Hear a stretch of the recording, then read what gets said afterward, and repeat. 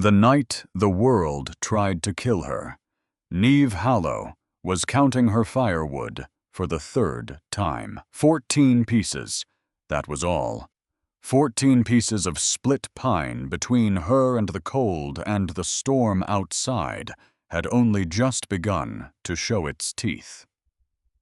She knew the number wouldn't change. She counted anyway. Because counting was something to do with her hands, and her hands had learned long ago that idleness was the same as thinking, and thinking on a night like this was dangerous. The wind hit the cabin like a fist. The walls groaned. Snow had climbed halfway up the single window, and where the glass met the frame, frost had begun to spread inward in thin white ferns. Beautiful if you didn't know what it meant. And Neve knew exactly what it meant. It meant the cold was already inside.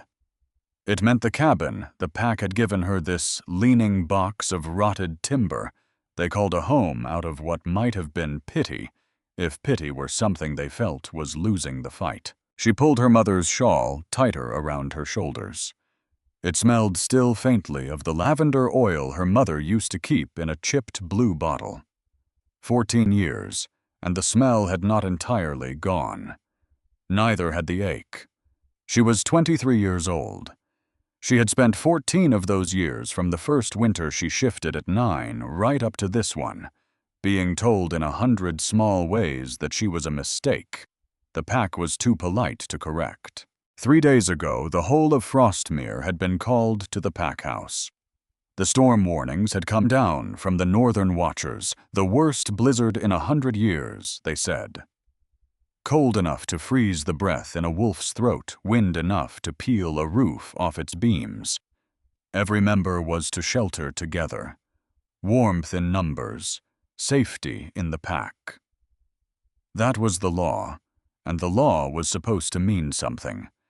Except she had gone to the gathering and Beta Hadrek had met her at the door. He hadn't even looked at her.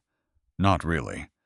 He'd looked at a point somewhere over her head the way you look at a stain on a wall you've been meaning to paint over. There's no room for dead weight, he'd said. The generators run for wolves who earn them. You'd only take what someone else needs.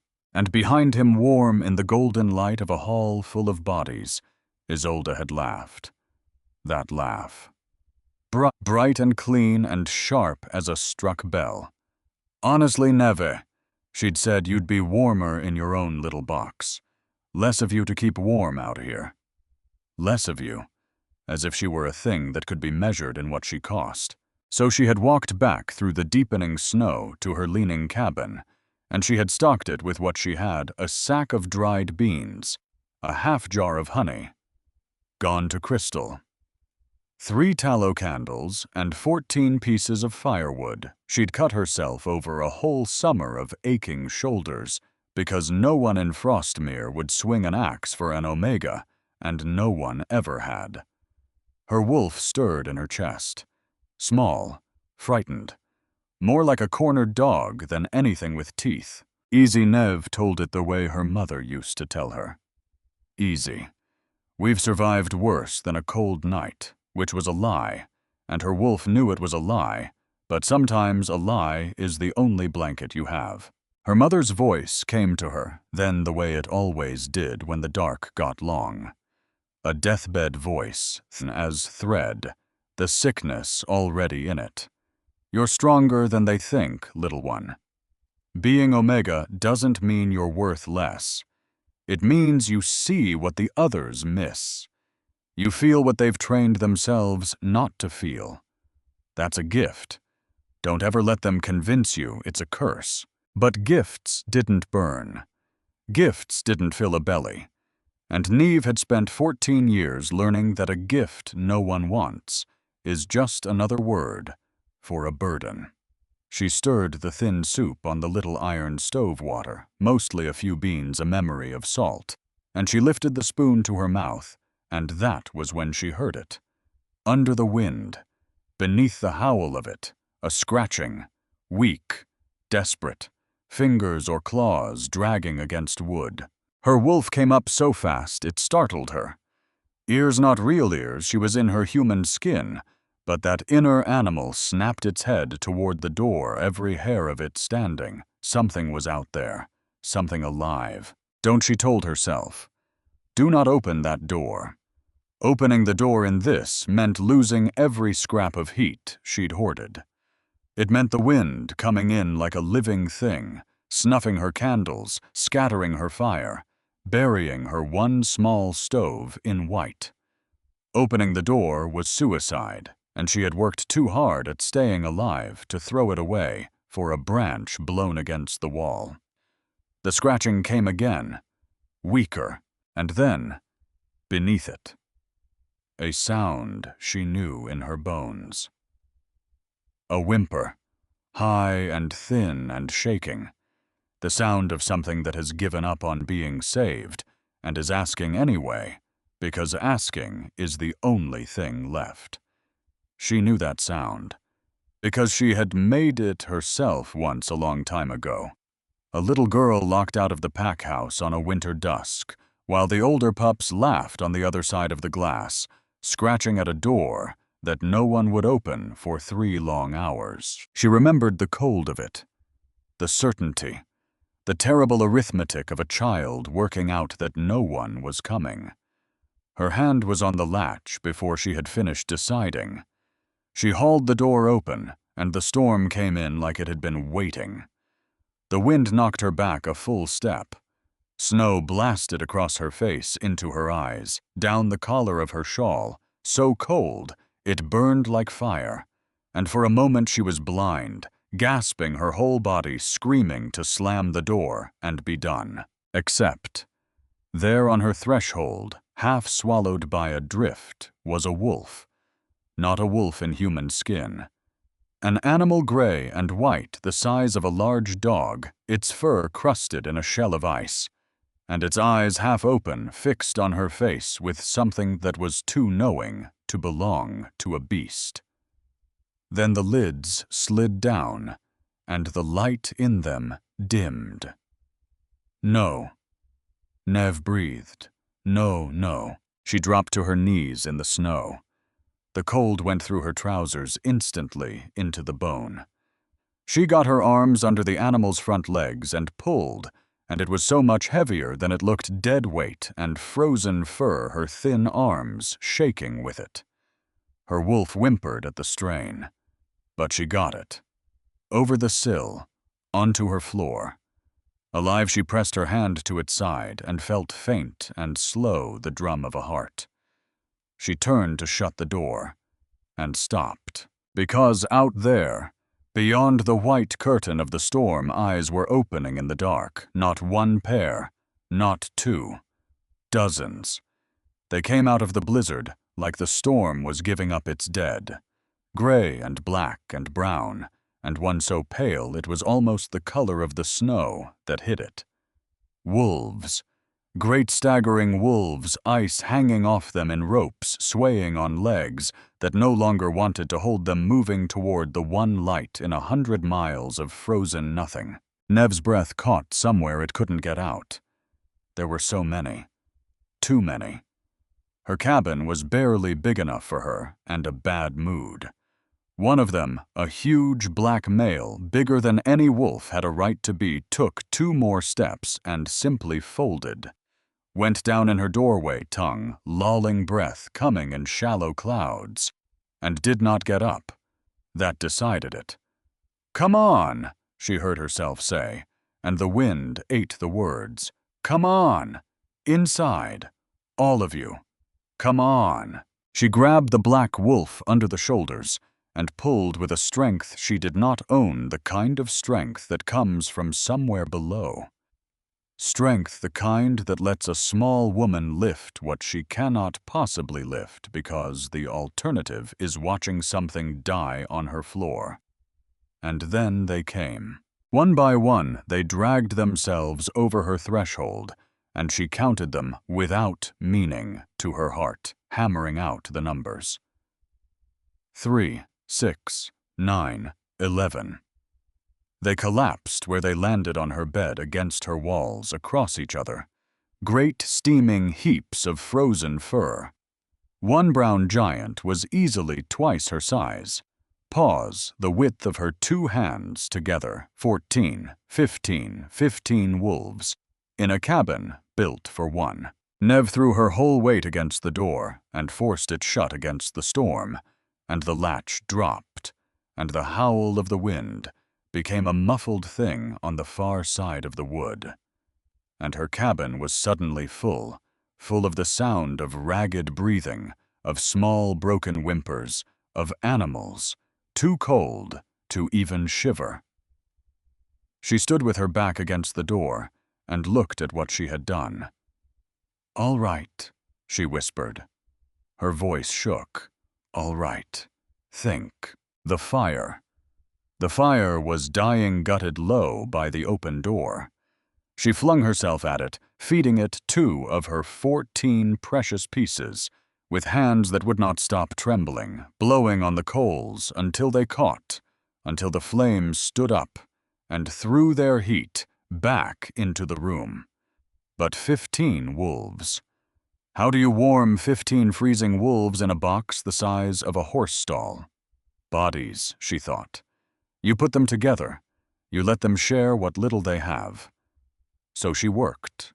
She dragged the smaller ones close to the stove. She shoved the larger ones into a heap so they'd warm each other. She pulled every blanket she owned, 3 thin, threadbare things, and threw them over the pile. She melted snow in her one pot and dribbled the warm water into the mouths that would open for it, and most were too far gone to drink, but a few managed a weak lap or 2, and that felt like a victory big enough to weep over. The black male was the worst of them. His breath was so shallow, she had to lay her whole hand flat on his ribs to be sure of it. His fur was frozen through in places ice grown so deep into it, she couldn't brush it free. She rubbed his chest, his legs trying to push the blood back into moving. "Stay," she told him. Quiet, fierce. "Don't you dare. I didn't haul you across my own doorstep to watch you quit on me now. Stay." And his eyes cracked open. Gold. Not amber, not yellow, gold. The true metal of it, a color she had never once seen in the eye of any wolf. They found her face and held it, and there was something in them that had no business being in an animal. Something that looked and understood and remembered. Then they closed again. Nev worked until the last of the light was gone from the window, which meant nothing, because there was no light out there. Anyway, only the endless white roar of the storm. She fed the fire down to 8 pieces, then 6. She boiled snow and thawed frozen paws between her hands. She found frostbite black on the pads, white at the tips of ears, and did what little she could, which was not much, which was almost nothing, but she did it anyway. The small gray female who had been breathing in short, broken gasps that made Neve's chest hurt to hear finally leveled out. Chest rising, falling. Steady. The brown giant began to shiver, and Neve almost cried with relief because her mother had told her once, a lifetime ago, that shivering was the body deciding to fight. Shivering meant there was still someone home to do the fighting. One by one they steadied, and somewhere in the long black middle of that night, a night with no dawn, coming, that she could see Neve Hallow slid down the wall beside her fire and let herself stop. Her body shook. She hadn't slept in a day and more. Her clothes were soaked through with melted snow, her hands raw and split her stores, half gone, in a single night, and 15 mouths to feed on what was left. And she did not care, because they were alive, all 15 of them, breathing, warming, not one of them lost. She had done that. Weak, worthless, deadweight Nev had done that. The black wolf opened his gold eyes again, and this time he kept them open. He looked at her for a long, long moment across the fire-lit dark something, turning over behind that impossible gold. Something vast and quiet and old. Then he laid his head back down and slept. And Neve, exhausted, aching warm for the first time in days, smiled at him. "You're welcome," she whispered. She had no idea what she had just dragged in out of the snow. Morning came gray and grudging the storm, still throwing itself against the walls. And Neve woke stiff against the wall, with an animal's warm weight leaned into her side. The gray female. Awake watching her, with soft brown eyes, her tail giving one slow thump against the floorboards. "Thank you," that thump said. "I know what you did." Nev's throat closed. When was the last time anyone had thanked her for anything? She couldn't remember. She truly couldn't. "Easy," she managed. "You're still mending. Don't push." The morning passed, strange and quiet. She melted snow, 15 wolves drank an ocean of it, and rationed her beans down to a shameful little handful, and did the arithmetic that made her stomach clench. 3 days of food. 4 if she stopped eating herself. She would stop eating herself. By midday, the brown giant hauled himself up, groaned a sound so nearly human it startled her, shook the last meltwater from his coat, and did something that stopped her cold. He bowed, lowered his great front legs, dipped that enormous head, and held it there. A bow. To her. "Oh," Neve breathed. "No. You don't need to do that." He head-butted her shin gently and went back to the pile. But he lay down between her and the door, guarding it, guarding her, and she had to press the heel of her hand hard against her mouth to keep from breaking. These animals. These wild, half-frozen animals had shown her more courtesy in one morning than the pack of her own blood had shown her in 14 years. She was checking a young tawny wolf's ears for frostbite when she felt it. A shift in the air, like the held breath before lightning. Every wolf in the cabin lifted its head at once. Ears up, eyes turned, all of them fixed on one thing. The black male was waking. Really waking this time. He rose in one smooth motion, no stiffness, no stagger, none, of the death that had been on him hours before, and as he came to his full height, Neve understood that she had badly misjudged his size. His shoulder reached past her waist. His head, if he stood, would come to her chest, and every other wolf in the room went down, heads low, ears flat, bellies pressed to the floor. Even the brown giant who had bowed to her, even he flattened himself now. Tail tucked before this one black wolf.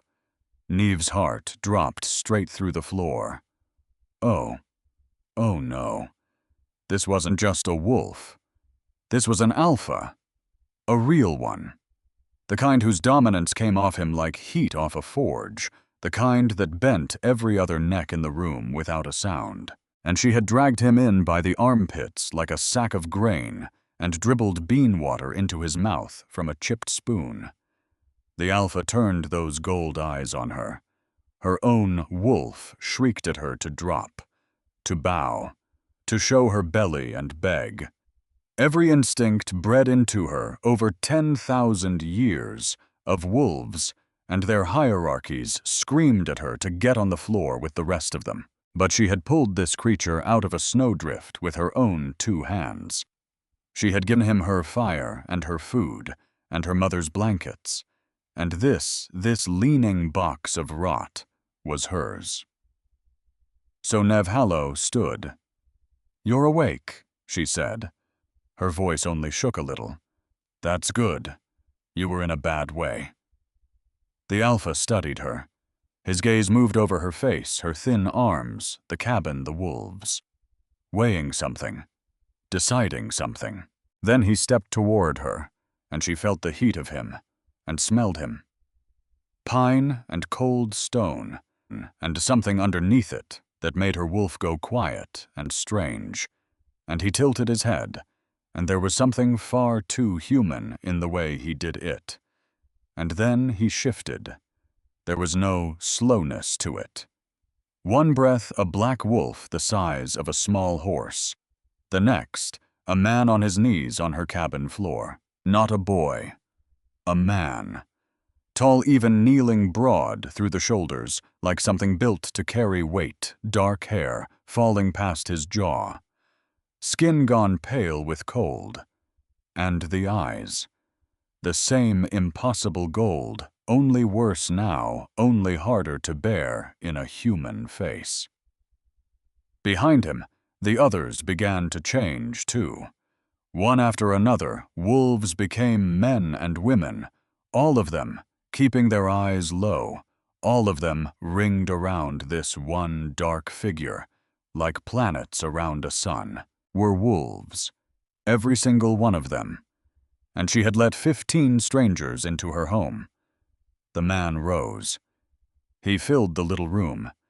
He took one step, and Neve's back met the wall, and she was caught there between the wood and this creature who could break her without effort. And he looked down at her, and when he spoke, his voice was low and rough from disuse. "You," he said, "are either the bravest Omega I have ever met, or the most foolish." Her mouth had gone dry. I'm still deciding which," she said, and did not know where the words came from. Something moved across his face, the corner of his mouth, almost. "Your name," he said. "Nev." A breath. "Neve Hallow." "And where is your pack, Neve Hallow, that you're alone in a cabin like this on a night like that one?" She lifted her chin. "They didn't want me at the shelter. Said I'd cost more than I'm worth." She heard the flatness in her own voice and hated it. "So I wasn't there." The room went very still. The man's jaw tightened. When he spoke again, it was quiet, and quiet on him was worse than any shout. "They left you to die." It wasn't a question, so she didn't answer it. "You saved us," he went on. 15 wolves, strangers. You gave us your fire and your food and asked for nothing, knowing what we might be." "I didn't know what you were," she said. "I only knew you were freezing." He looked at her for a long moment. "My name is Corvin Ashbourne," he said, "Alpha King of the Northern Reaches. And you have just saved the lives of the men who were sent into that storm to make certain I never came out of it." Nev heard the words. She heard king. She heard the second thing behind the first, the thing his people's low, careful eyes had already told her, and her blood ran cold in a way the blizzard had never managed. "Sent," she repeated. "The storm was theirs to use, not to make," Corvin said, and there was something lethal moving under the calm of him now. "The warnings came down 3 days ago. Everyone in the north heard them, and someone looked at those warnings and saw an opportunity, sent us out on a patrol road they'd chosen timed to put us in the open when the worst of it hit." He turned his wrist, and she saw it a wound high on the forearm of the brown giant, a clean straight line no branch and no ice had made. And in case the cold was too slow, they left men on the road to be sure. That is not the mark of weather. That is the mark of a blade. Someone knew our road to the hour. His gold eyes came back to her, and for the first time, she saw something in them that was almost like sorrow. "Which means the storm was never the only thing trying to kill us, Neve Hallow. And now, because you opened your door, it isn't the only thing that will be hunting you either." Outside the wind rose again, and Nev, who had spent 14 years learning to be invisible, understood that she had just made herself very, very easy to see.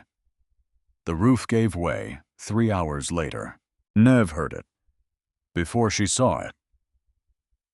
Groan running through the timbers overhead, the sound a living thing makes when it has decided to stop being alive.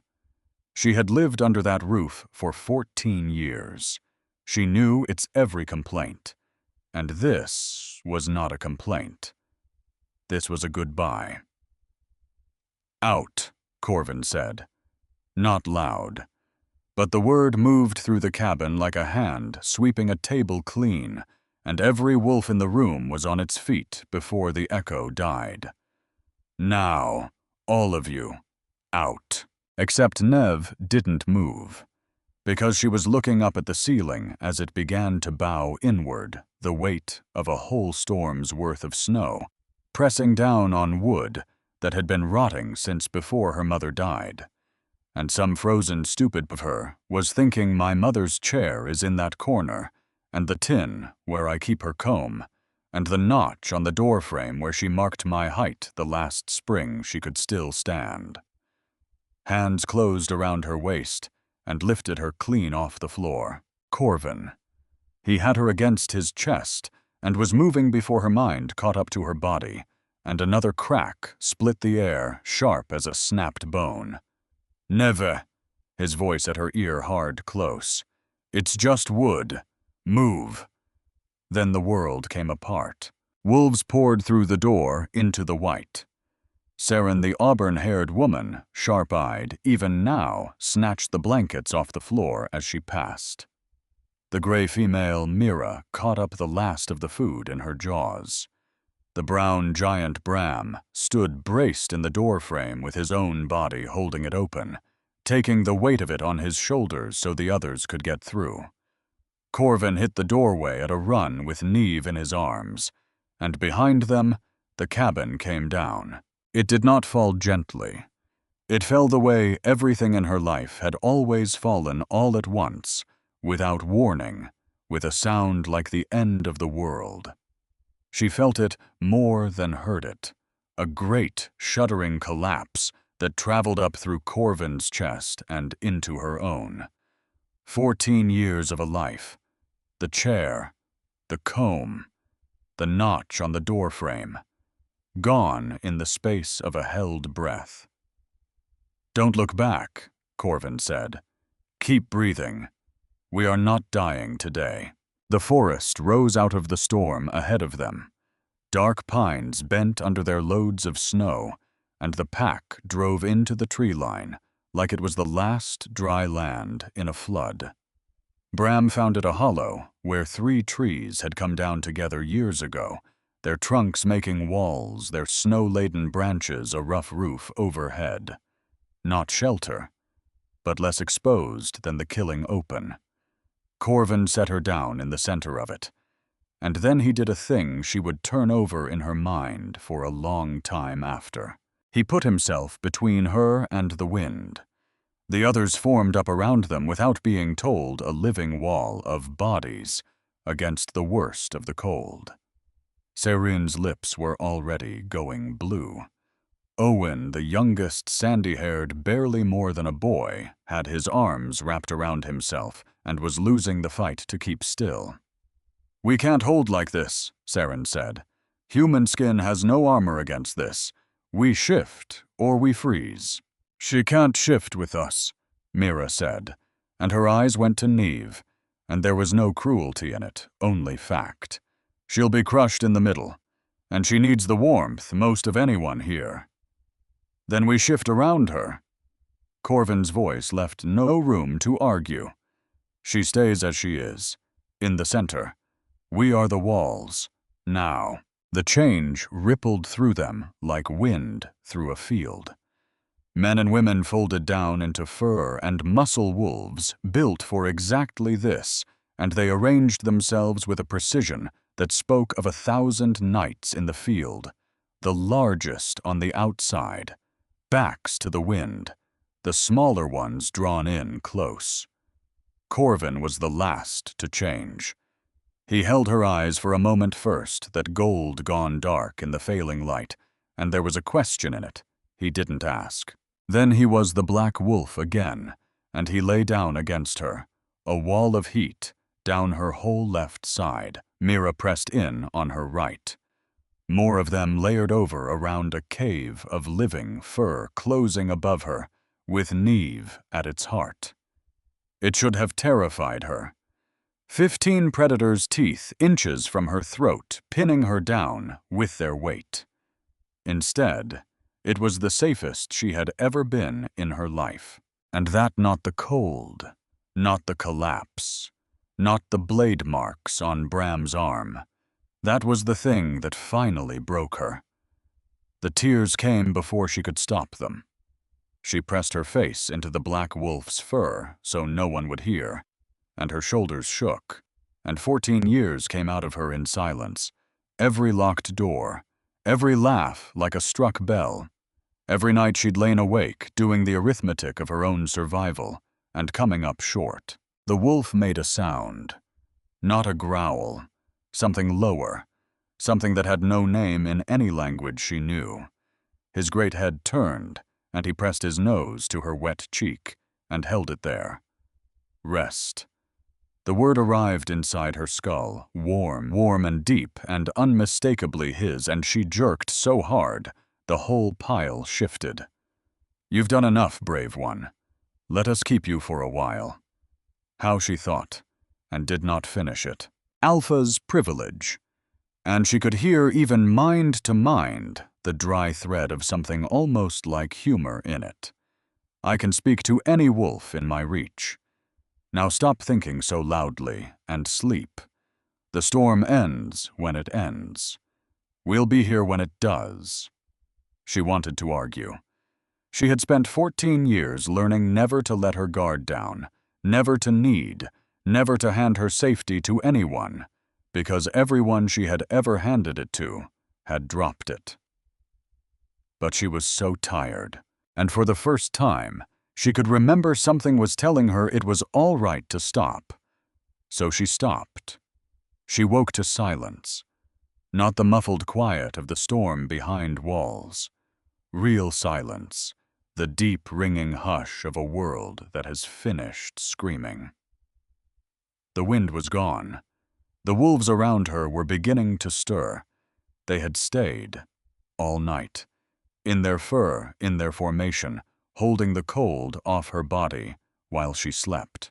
Corvin pulled himself free of the pile and padded to the edge of the hollow, and there he shifted, standing in the snow to read the sky. It's past, he said. Then his eyes went to where her cabin had stood, and his face changed. But the damage! She crawled out after him, stiff in every joint, and saw what he saw. The forest had been remade. Drifts stood taller than a man. Great pines lay snapped like kindling, and out past the trees where 14 years of her life had leaned against the wind, there was only a smooth white mound. No walls, no door, no notch on the door frame, just snow laid gently over the whole of it, the way you'd draw a sheet over something you'd lost. Oh, Neve said. Just that. Because there was nothing else. Mira came up beside her, quiet. I know it wasn't much. It was mine, Neve said, and her voice came out hollow. It was the only thing that was ever mine. Saren stepped forward then, and held out a bundle. The blankets. And tucked inside them, pressed flat, a little damp but whole, her mother's shawl. Neve took it in both hands and brought it to her face, and it still smelled of lavender, faint and stubborn under the cold. And she made a sound that was half a laugh, and half something that had no business being called laughter. She had lost everything. But she had this, and somehow this morning that was enough to stand on. They could not stay, and she could not keep up. That was the plain shape of it, laid out around a small fire an hour later, while the pack ate the last of the dried meat and worked out how to save her life a second time. The forward garrison is 2 days northeast, Saren said. In our fur, if the weather holds less. But she can't run our pace as a wolf. And 2 days through snow, this deep, as a woman would kill her before the cold got the chance. They were talking about her again. Like cargo. Like a problem with a weight and a set of dimensions to be lifted and carried and set down. And Neve felt the old shame climb up her neck. The shame of being the thing that slows everyone down, the reason the group can't move the burden with a name. Then I stay, she said. Find shelter. Wait it out. You don't have to drag me. No, Corvin said. Flat. Final.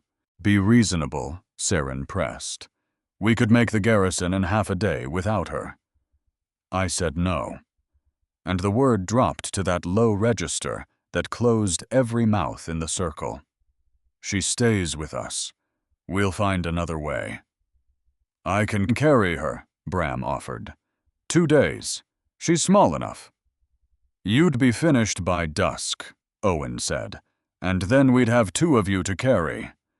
Neve stared into the fire and wished it would swallow her, which was exactly when Corvin crouched down in front of her, so their eyes were level, and said the thing that changed everything. There is a way, he said, but it's yours to choose. I won't do it to you. I'll only do it with you. Do what? Bond you. To the pack. To me. He held her gaze steady, giving her every second she needed to be afraid of it. A pack bond would link you to us. Let you draw on our strength. Let you keep our pace. She had heard of it. Everyone had. And everyone knew the rest of it too. Omegas can't bond to an alpha's pack, she said. The strength between us is too far apart. It'd tear me. That gap is the reason it works. My strength would steady yours. A pause. But it comes at a cost. There it is, she said before she could stop herself, and something flickered in his eyes that might have been respect. You'd feel me, he said. My moods, my presence. You'd be pulled to stay close to the pack, and you couldn't easily fight it. And breaking the bond, if you chose to later. He stopped. It would hurt. A great deal. Neve looked around the circle of faces, watching her waiting on her word, like it weighed something like she weighed something. And she thought, I have spent my whole life being told what I am. Maybe I could spend 2 days finding out for myself. Will it change what I am? She asked. Will it make me someone else? Corvin was quiet for a moment, and when he answered, it was not what she expected. No, he said.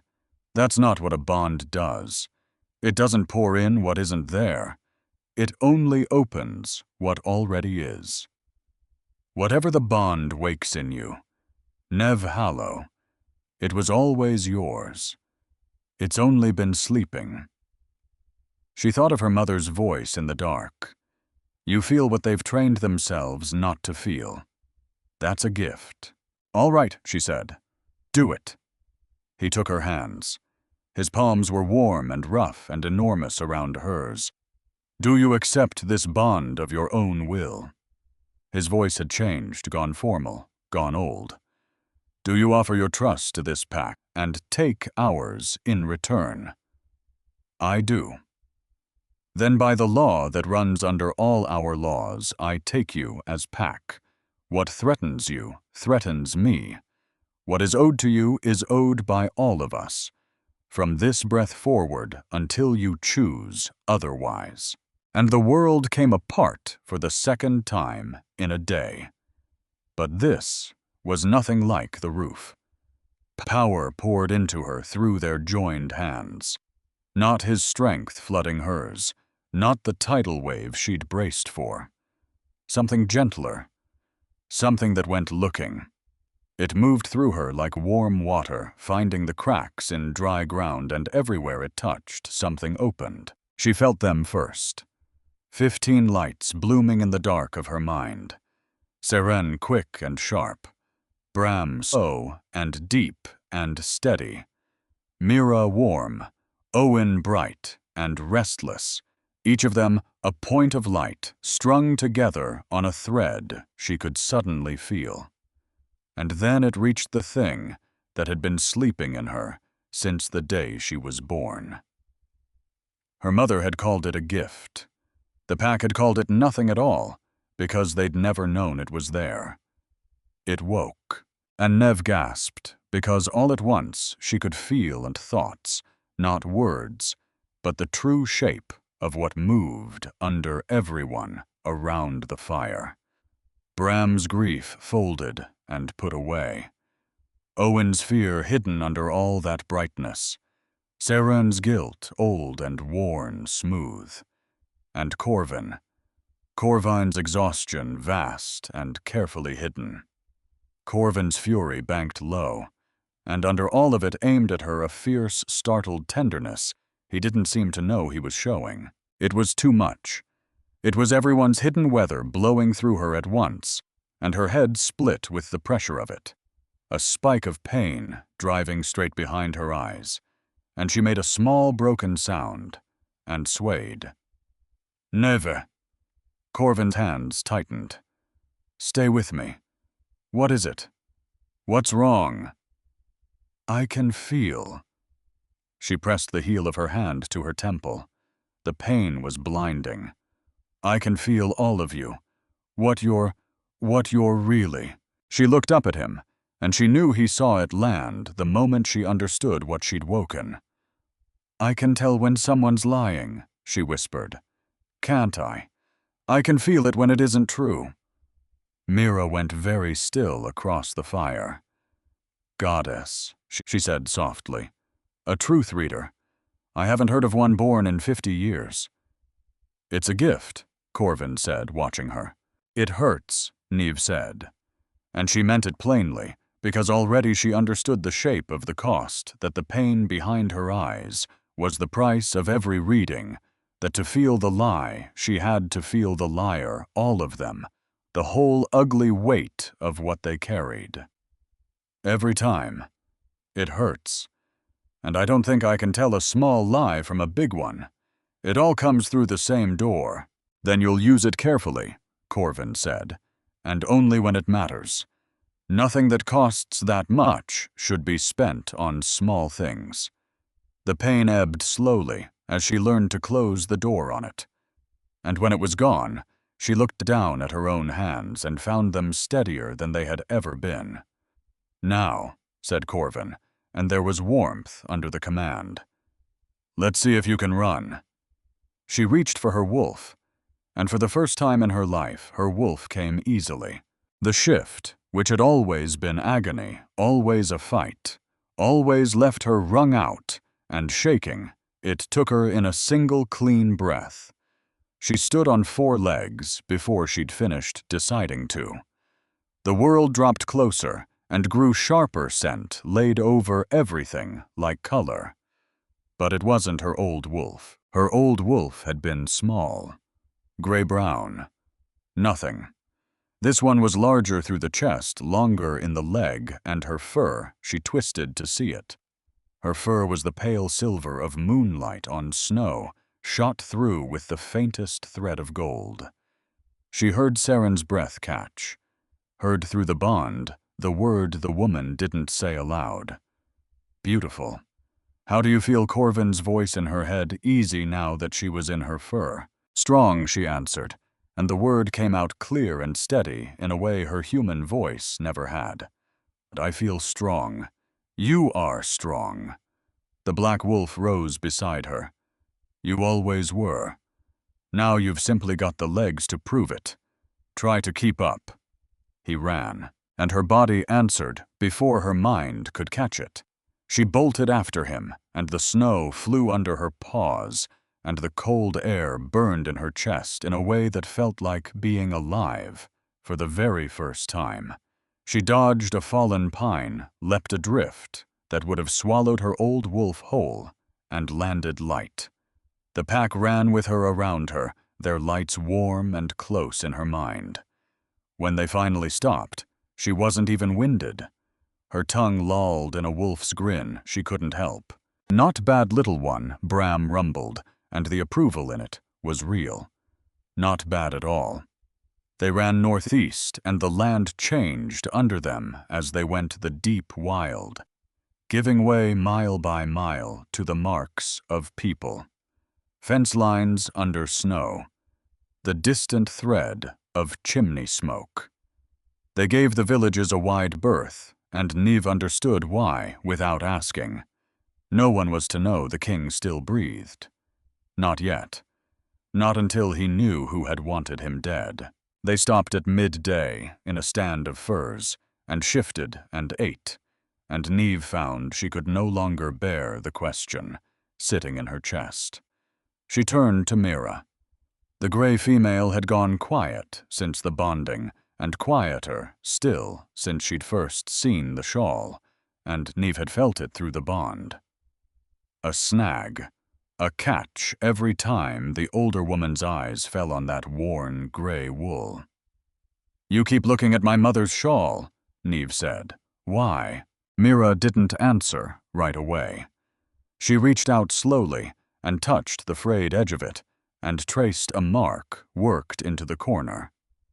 In thread gone almost colorless with age, a small looping stitch Niamh had known her whole life and never once thought to question. "Because I've seen this mark before," Mira said. "A long time ago, in the capital. It's the mark the record-keepers used to stitch into their sleeves the clerks and scribes who kept the council's books. The ones who knew where every secret was buried, because they were the ones who wrote them down." She looked up and her eyes were wet. "Your mother, Niamh. Where did she come from before Frostmere?" "I don't," Niamh stopped. "Because she didn't know. Her mother had never spoken of before. Not once. There was Frostmere, and there was the sickness, and there was the deathbed. And between them, a silence." Niamh had been too young, and then too alone to think of as strange. She never said. She never talked about before. I thought that was just how it was." "No," Mira said softly. "That's not just how it is. A woman doesn't erase her whole life for no reason." She folded Niamh's fingers gently back around the shawl. "She hid where she came from, and I think she hid you along with it. I think your mother took you to the smallest, meanest corner of the map she could find, and she made herself no one, so that no one would come looking for the two of you." Niamh's blood went cold in a way that had nothing to do with the snow. 14 years of being nothing. And she had always believed it was because she was worthless. It had been on purpose. What if her mother had made her invisible to keep her alive across the fire? Corvin had gone very still, listening, and she felt it move through the bond before he said a word. The click of something falling into place in a mind built to see patterns. "Nevi," he said carefully, "the men who drove us into that storm knew our road to the hour. That kind of knowing doesn't come from an enemy at the border.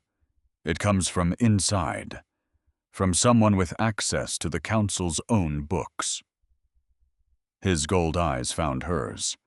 "And if your mother was a keeper of those books, if she saw something in them, she was never meant to see that would be reason enough to run. And reason enough for someone to want her gone." She felt the truth of it land in her chest like a stone in still water. "You think it's connected," she said. "My mother hiding, your patrol being sold. You think it's the same hand." "I think," Corvin said, "that you were never as small as they made you feel. And I think whoever your mother was running from is still breathing, and still close enough to my throne to know when the king rides." Niamh looked down at the shawl in her hands, at the little looping stitch she'd traced 1,000 times as a child, never knowing it was a key. Something moved in her that she'd never felt before. Not fear. She knew fear the way she knew her own name. This was hotter than fear. "When we reach your capital," she said, and her voice did not shake at all. This time, I want to find out who did this. To your men. To my mother. She lifted her eyes to his. Not because you're asking me to. Because I'm choosing to. And Corvin Ashbourne Alpha, king of the northern reaches, who bent every neck in every room he entered, looked at the silver and gold Omega who had dragged him out of a snowdrift by the armpits, and inclined his head. Not a bow, but the beginning of one. Then we find them together, he said. They ran again that afternoon, and the garrison rose out of the snow at dusk, a fortress built into the shoulder of a mountain. Its walls, the gray of old bone smoke standing from a dozen chimneys. Wolves on the walls who would learn in the next breath that their king was not dead after all. But Neve barely saw it, because for the first time in her whole life, she was running toward something instead of surviving away from it. And the thread of the bond hummed warm in her chest, 15 lights and 1 bright sun, and somewhere behind her, a life had ended under a smooth white mound of snow. And somewhere ahead of her, at last another one, was waiting to begin. They rested one night at the garrison, and word went ahead of them by fast rider, the king lives, the king returns, and it was another 2 days' travel south and east before the city of Argent Moor rose out of the valley in front of them. It did not look like a place a girl from a leaning cabin could ever belong. Tiers of pale stone, spiraling up toward a palace carved into the living mountain towers so high they cut the clouds. 50,000 wolves lived inside those walls. Neve had grown up in a pack of 300, and thought that was the whole world. She had been so wrong about so many things. They came through the gates at dawn, and the city recognized its king, and the streets filled with a roar that shook the stones. Wolves falling to their knees, weeping, cheering, calling his name like a prayer answered. And Neve walked at the center of it all, in borrowed clothes that didn't fit with the whole royal guard ringed around her like a wall. And she thought 9 days ago I was counting firewood, and no one on earth would have crossed a room to save my life. Now an entire city was crying with joy that I helped bring their king home. She did not understand it. She wasn't sure she ever would. The council was waiting on the palace steps. 12 of them, robed and grave, radiating the kind of power that made her wolf want to lie down flat. And at their head stood an old man, ancient white-haired, with eyes that had watched kingdoms rise and fall, and missed nothing in between. Chancellor Emmerich. He came down the steps and clasped Corvin's forearms, and his voice cracked on the words. 5 days, Your Majesty. We mourned you for 5 days. The succession orders were already drawn. Then undraw them, Corvin said. I'm inconveniently alive. His gaze swept the 12.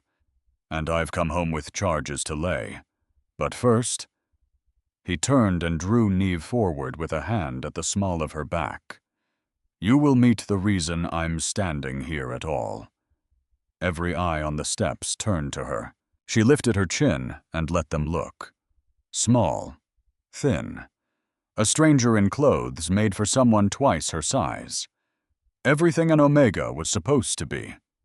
Except her eyes carried something they hadn't 9 days ago, and she watched the council see it, and not know what to make of it. This is Neve Hallow, Corvin said, his voice carrying across the courtyard. She pulled 15 of my wolves out of a blizzard with her own hands. She gave us everything she had and asked for nothing. She is the reason your king draws breath, and she is pack now. My pack, under the protection of the crown. Silence. Then a woman's voice, cool and clean as ice water. An Omega. She stepped forward from the council. Auburn-haired, handsome, in a hard way. Green eyes that measured Neve like a butcher measures a cut. Counselor Rosalind. And the moment those eyes touched her, Neve felt it. Just a flicker, a whisper, down the new-woken thread inside her. Because when Rosalind looked at her, there was something under the disdain that didn't match the disdain. A stillness, a held breath. The particular tight quiet of a person who has just seen a ghost and is working very hard to keep their face from showing it. Niv filed it away. She didn't understand it yet, but she'd learned in 9 days that the things that didn't match were the things worth watching. "You bonded an omega to the royal pack," Rosalind said. "Forgive me, Your Majesty. That is not a small thing to do in haste." "It wasn't done in haste," Corvin said. "It was done in a snowdrift which tends to clarify a man's judgment." A few of the guards smothered smiles. Rosalind did not. "And the charges?" Emmerich asked, weary. "Against Alpha Varek of Frostmere." Corvin's voice went cold enough to still the courtyard. "For abandoning a member of his pack to die. For 14 years of deliberate neglect, I want the council convened. I want Varek summoned to answer for it. Send the fastest rider you have. He'll need 4 days to reach us. I want the trial the morning after he arrives, not an hour later." Neve watched Rosalind's face as the name Frostmere landed. And there it was again. That flicker, that held breath. She knows something, Neve thought. She knows something about Frostmere, and it frightens her. She said nothing. Not yet. Because a truth reader who shows her hand too early, she was learning, is a truth reader who never gets to the truth at all. They gave her a room in the palace that was larger than her whole cabin had been, with a bed she got lost in, and a window full of mountains. They gave her clothes that fit and food until she wept at the sight of it. Not from hunger, but from the strange grief of remembering what full felt like. The pack healer, a gentle old wolf named Oswin, wrote down every mark on her body, every old break that had healed crooked, because no one had set it every year of hunger, written into her bones. A quiet, terrible record of what 14 years of being nothing had cost. But she didn't spend those days healing. She spent them hunting, because she'd felt Rosalind flinch, and she couldn't let it go. So she asked Seren, who gathered secrets the way other people gathered dust for the council's histories. Who had married whom? Who owed whom? Who had risen, and how, and on whose shoulders? And she read at night by candlelight in a palace full of sleeping wolves, until her eyes burned. Until, on the 3rd night, she found the first thread. A record of a marriage 30 years old between a rising young counselor and the daughter of a border alpha. The counselor was Rosalind. The border alpha's pack was Frostmere. And the alpha's younger brother, a hungry, ambitious man who had spent 30 years climbing, was Varek. Rosalind and Varek, bound by blood and marriage. 2 threads of one rope, and then on the 4th night she found the 2nd thread, and this one stopped her breath. A record older, still of the palace clerks, dismissed the same winter. Rosalind first took her council seat. A cluster of names struck from the rolls all at once, quietly, without cause given. And one of those names written in a clerk's careful hand, and then half scratched out, as though someone had wanted it gone, her mother's. Not the name Neve had grown up with. The name before. The one her mother had buried in a corner of the map. Neve sat back in the candlelight with her heart going hard, and the whole shape of it rose up in front of her at last. Her mother had kept the council's books. Her mother had been there the winter. Rosalind arrived the winter Neve would learn from the accounts that the old king's brother died in a hunting accident that cleared Rosalind's husband's path to power. Her mother had seen something in those books she was never meant to see. And her mother had run with a 9-year-old daughter and a lavender-scented shawl to the smallest, coldest, most forgotten corner of the northern reaches to Frostmere, and made herself no one at all, to keep Neve alive. It hadn't been because Neve was worthless. It had been the most loving thing anyone had ever done for her, and it had cost her mother her whole name to do it. She went to Corvin that night and told him everything. The marriage, the dismissed clerks, her mother's struck-out name, the old king's brother dead in a convenient accident 30 years gone. He listened in silence, and when she finished, he was quiet a long time. "Then it was never really about you," he said at last. "Or not only. Varek left you in the snow because he thought you were nothing, and because a part of him always feared what your mother might have written down before she vanished. And Rosalind," his jaw tightened, "Rosalind has spent 30 years afraid that the clerk who disappeared into the north left a daughter who might one day come asking questions. When I said the name Frostmere on those steps, she didn't flinch at Varek. She flinched at you, at the ghost of your mother standing in her own courtyard, alive. And your patrol," Neve said, "the road they sold to Varek, the last piece of the same 30-year climb. Varek is the hand, Rosalind is the mind. She sold him the king's road so he could take the throne and pull her family the rest of the way up." Corvin's eyes were hard. "But I can't accuse her. Not on a flinch and a struck-out name. If I move against a counselor without proof, I look like a tyrant settling scores, and every enemy I have will use it to pull my throne out from under me." "Then don't," Neve said. "Don't accuse her." She looked down at her own hands, steadier than they had ever been. "Let me." "Neve, she doesn't know what I am." Neve lifted her eyes. "No one does. They see an omega. They see something small and easy to dismiss. Let them, right up until it matters." Corvin looked at her for a long moment, and something moved across his face that she felt through the bond before she saw it.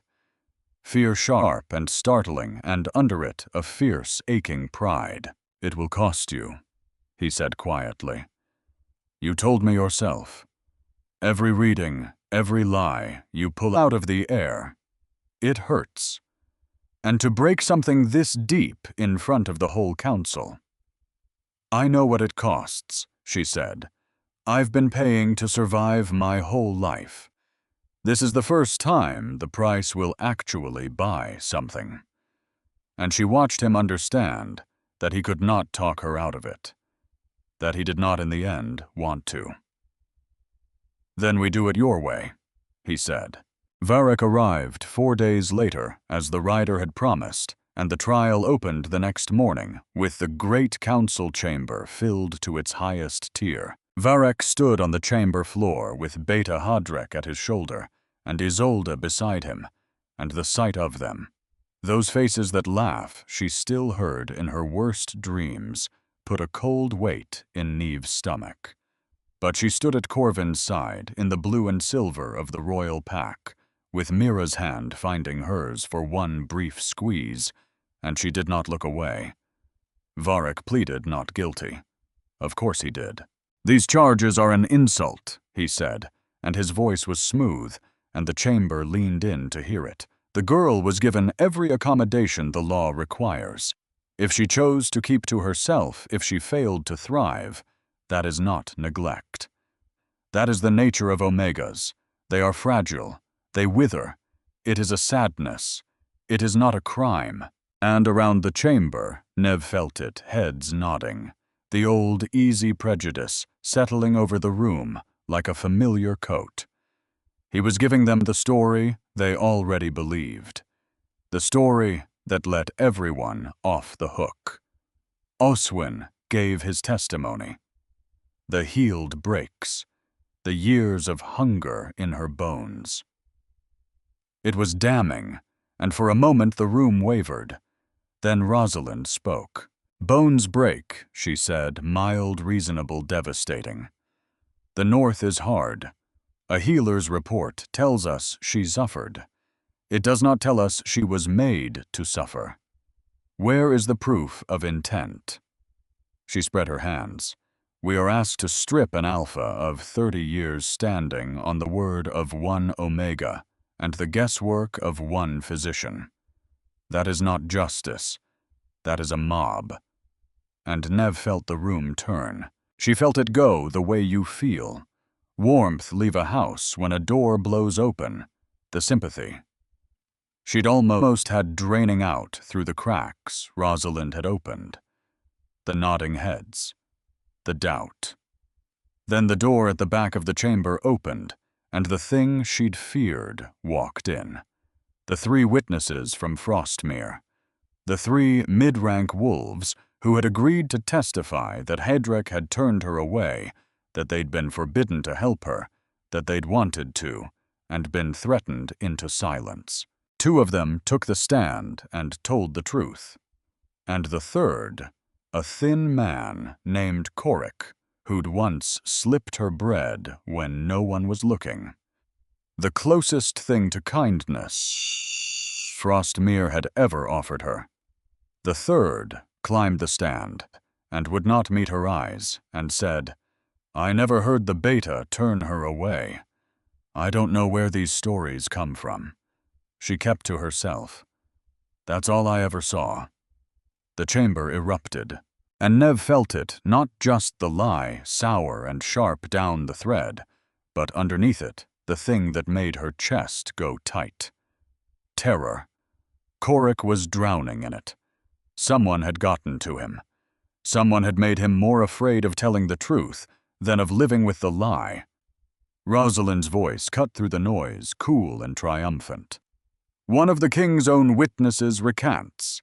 How many others have been coached? I move that these charges be dismissed as, 'I'd like to speak.'" The words came out of Neve before she'd decided to say them, and they weren't loud, but the chamber heard them, because a room full of wolves can hear a whisper, if it's the right whisper. Emmerich looked at her. "Lady Hallow, the accused, has counsel to—" "I don't want counsel," Neve said. "I want to speak for myself." She stepped away from Corvin's side, away from the warm shield of his presence, out onto the open floor alone. "I've spent 14 years being spoken about, being decided over, being measured and found wanting by people who never once asked me a single question." She turned slowly and let her eyes travel the tiered ranks of the council. "So I'll ask the questions myself, if you'll let me." Emmerich looked at Corvin. Corvin did not look away from Neve. "Let her speak," the king said. Nev turned to Korik first, because this was the part that would cost her, and she'd rather pay for the kind thing first. "Korik," she said gently, "you gave me bread once, winter 3 years ago. You left it on the woodpile so no one would see you do it." She watched his face crumple. "You were kind to me when kindness was dangerous for you. I remember. I've always remembered. His voice broke. "I'm not angry," she said. "I know someone came to you. I know they told you what would happen if you spoke. And I know you're afraid, because I know what fear looks like. I wore it for 14 years. She held his eyes. "But you don't have to carry theirs. Not in here. Not with the king in the room." And she reached down the thread and did the thing she had learned she could do. Not just read the truth, but steady it for someone who'd lost their grip on it. She let Korik feel for one moment that he was not alone in it. And Korik broke. "Counselor Rosalind's man came to my house," he said, the words falling out of him like water through a cracked dam. "4 nights ago. Said my sister's pups would have an accident if I said what I saw. Said no one would ever tie it back to anyone." He was weeping now openly. "I did see. I saw the beta turn her from the door. I saw her walk back into that storm alone. God forgive me, I saw it, and I said nothing then, and I almost said nothing now. The chamber went dead silent, and Rosalind rose. "This is theater," she said, but her voice had lost its cool edge. "A frightened man will say anything. There's no proof You flinched." Neve turned to face her fully now, and her voice when it came was steady as stone. "9 days ago, on the palace steps, when the king said the name Frostmere, you flinched. I saw it. I didn't know why then." She took a step toward the council. "But you married into Frostmere 30 years ago. Varric is your husband's brother. You've sat at this table for 3 decades, and never once said the name of the pack you came from. And 30 years ago, the same winter you took your seat, a handful of palace clerks were struck from the rolls without cause. One of them ran to Frostmere. She kept the council's books, counselor. She'd have known everything you needed buried." Rosalind's face had gone white. "She was my mother," Neve said, and let that land in the silence. "She spent the rest of her life pretending to be no one in the coldest corner of your kingdom so that you would never come looking. And she died still afraid. So no, I don't wonder why you flinched when you heard the name Frostmere. You flinched because you thought that ghost was safely dead. And here I am." The chamber had stopped breathing. The king's patrol was driven into that storm by men who knew his road to the hour. Neve went on, and she was pulling, now reaching down the thread and into the woman across the chamber, and the pain came with it, the spike behind her eyes, the whole crushing weight of Rosalind's fear and fury, and 30 years of hidden hunger pouring into her at once. It was agony. She kept talking through it. That knowledge came from inside this council, and Varric a border alpha, with no reach, no allies. Varric could never have found that road alone. He needed someone on the inside, someone who could hand him a king and take the throne her family has been climbing toward for 30 years. "You have no," Rosalind started. "Say it isn't true." The words rang out across the chamber, and Neve held the woman's eyes, and every soul in that room leaned forward, because they could all feel, even if they didn't understand it, that something was happening here that could not be undone. "Say you didn't sell the king's road to Varric," Neve said. "Say you didn't drive out my mother 30 years ago. Say you didn't try to have the king killed to finish what you started. Say it out loud, Counselor Rosalind, and I'll sit down, and I'll never speak your name again." Because Neve knew she knew that Rosalind could not say it. Not because Neve would catch the lie.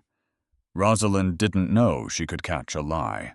But because 30 years of hiding had a weight, and Corric's confession had already cracked the floor beneath her, and the whole chamber was staring, and some lies are simply too heavy to lift one more time in front of everyone who has ever respected you. Rosalind opened her mouth, and nothing came out. And that silence, that one long, damning, terrible silence, was louder than any confession could have been. "Search her holdings," Emeric said quietly into the hush, and his old voice had gone hard as flint. "Her correspondence, her accounts, now." They found it, of course. They always do once they know where to look. The letters, the payments, the road drawn out in Rosalind's own careful hand. But by then, it didn't matter because the chamber had already seen the truth in the shape of a woman who could not answer one simple question. Neve barely saw the guards take Rosalind, barely heard the roar of the council turning all at once against the two of them. Rosalind and Varric, the mind and the hand. 30 years of hidden rot dragged into the light by an Omega no one had ever bothered to look at, because the pain had her now that the holding was done. Her knees went. The world went white at the edges. And Corvin was there before she fell, his arms around her, his voice at her ear, low and fierce and not remotely kingly. "I've got you," he said. "I've got you. It's done. You did it. Breathe." Did it work? She whispered, because she genuinely wasn't sure, because the last few minutes had cost so much, she'd half lost track of them. She felt his laugh, more than heard it, shaking through his chest. "Knave," he said, "you just brought down a 30-year conspiracy with a flinch and a question. It worked." They offered her Varek's life. That was the old law, and the council put it to her plainly in the days after, when the accounts had been read, and the letters entered, and the whole terrible architecture of it laid bare. Varek had conspired to murder the king. Rosalind had sold him the road and buried Neve's mother 30 years before. By the ancient codes, the wolf who had exposed them could name the price, and the price, if she wanted it, could be their deaths. Neve thought about it. She would not lie to herself and say she didn't. She thought about 14 years of cold and hunger and that laugh like a struck bell. She thought about her mother dying under a false name in a cabin at the edge of the world, still afraid after 30 years. She thought about how easy it would be, how just it would feel, how no one in that chamber would say a word against her if she asked for the ending they all deserved. Then she stood before the council, and she gave her answer. "No," she said. The chamber stirred. "I've spent my whole life being told that the strong exist to be served by the weak," she said. "That some wolves matter and some don't. That's the story that let Varek leave me in the snow. It's the same story that let Rosalind decide my mother's life was hers to erase. It's the same story that let them both reach for a throne over a king's dead body. It's all one story, and killing them doesn't end it." She shook her head slowly. "It just makes me the next person telling it." She looked at Varek, small now, stripped of everything, and she felt no triumph. Only a kind of quiet. "Take his title," she said. "Take Rosalind's. Let them serve at the bottom where they put the rest of us, for as long as the law allows. Let them learn the view from down there." She turned to Emmerich, "and then change the law, so no Alpha can ever again decide that an Omega's life is worth less than the resources it costs to keep them warm. Write it down. Make it real. So that the next Neve Hallow, and there is always a next one, has a door that opens before she ever has to claw at it in the dark." The old chancellor looked at her for a long moment. Then he bowed, deeply. The whole council with him. And Corvin, standing at the edge of it all, was not looking at the council at all. He was looking at her. Only at her. The way she was beginning to understand, he had been looking at her since the moment he opened his gold eyes on her cabin floor. She left the capital that spring, not for good. She made that clear to him in the quiet, before she went in a garden high on the mountain, where the snow was finally melting off the stone. "I need to know I can stand on my own feet," she told him, "before I stand next to yours. I spent 14 years being nothing.